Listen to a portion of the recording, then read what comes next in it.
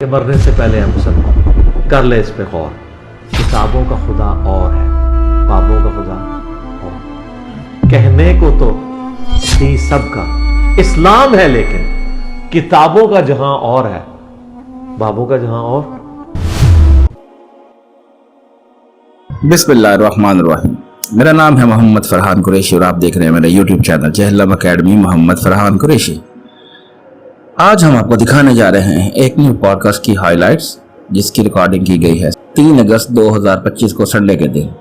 یہ pod cost record کی ہے ہمارے شایان محمود بھائی نے، جو ایک یوٹیوبر ہیں اور جن کا YouTube channel how does it work podcast pro Pakistani کے نام سے بھی ان کا ایک چینل ہے.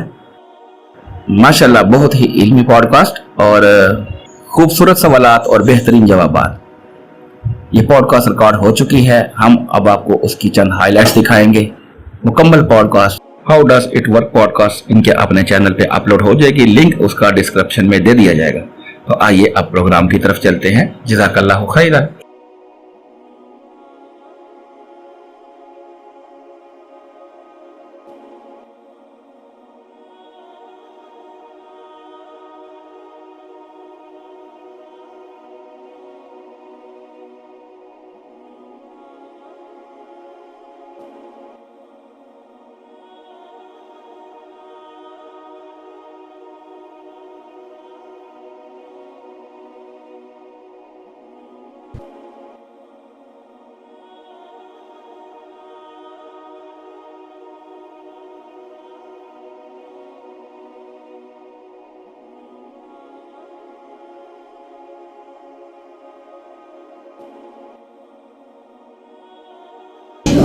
السلام علیکم.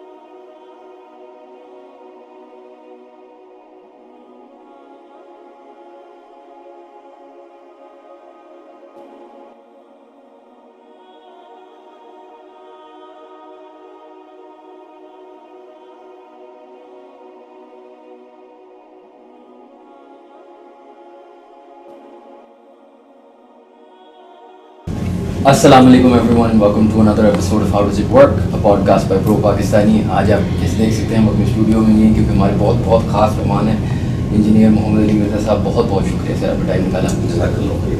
لا حول ولا قوة الا باللہ. اللهم صل على محمد وعلى آل محمد. رب اشرح لي صدری ويسر لي امری واحلل عقدۃ من لسانی یفقهوا قولی. شایان بھائی، آپ کو ہماری اکیڈمی میں ویلکم ہے.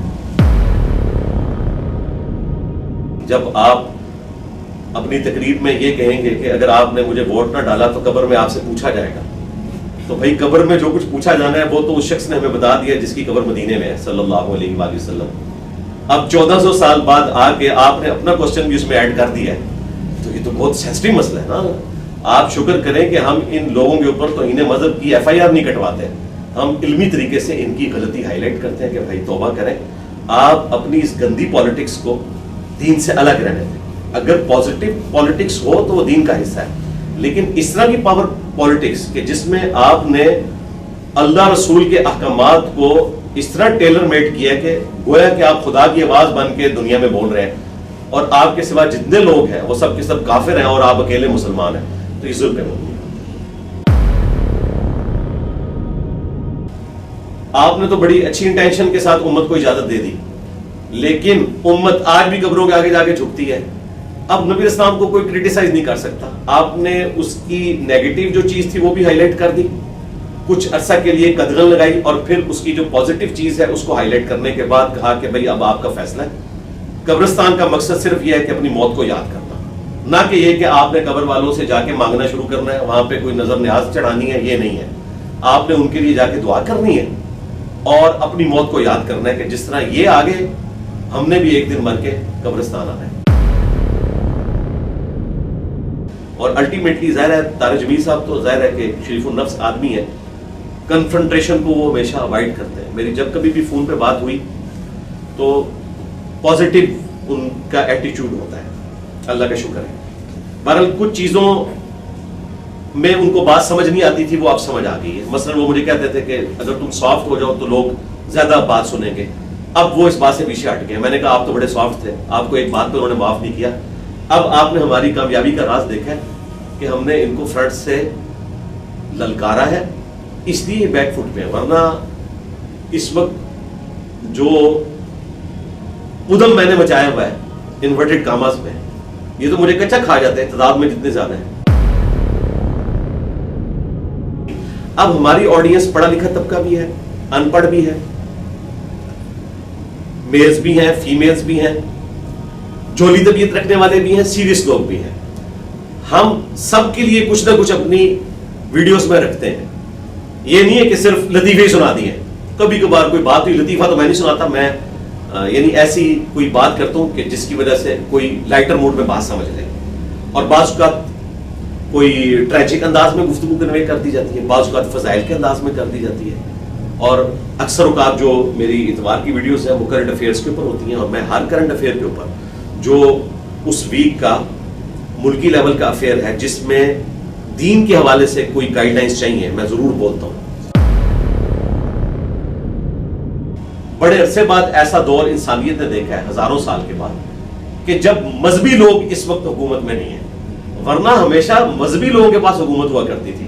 یعنی برٹش امپائر جو تھی, اگر آپ دیکھیں چرچ کے انڈر تھی, اور اس سے پہلے صلیبی جنگیں ہوئی, اور اس وقت مسلمان بنو عباس, پھر سلطنت عثمانیہ, ظاہر ہے ایک مذہب کا رنگ تھا نا. یہ تو آج کا مبارک دور ہے جہاں کمزوریاں ہیں, وہاں پہ پازیٹیو چیز یہ ہے کہ ٹرمپ کٹر کرسچن ہے, لیکن اس کی پارلیمنٹ میں قرآن کی بھی تلاوت ہو رہی ہے اور وہ بیٹھ کے سن رہے ہیں.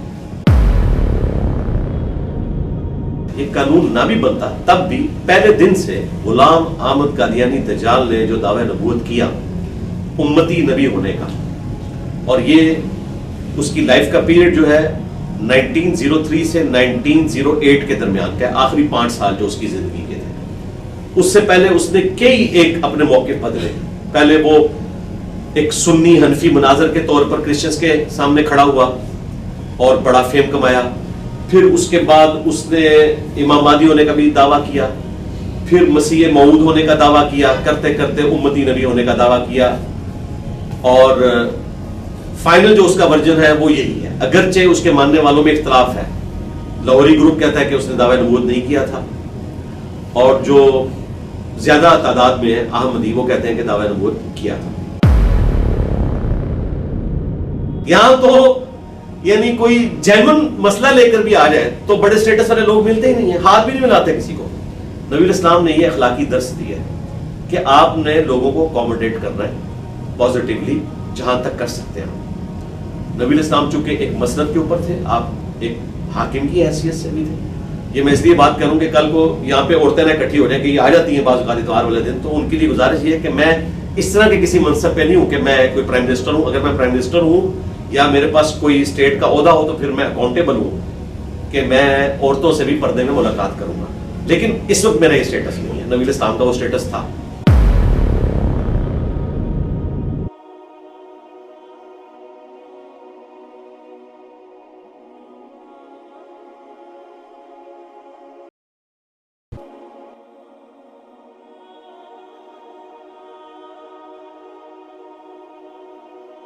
اور فرقوں کی دکانیں بند. The damage has been done.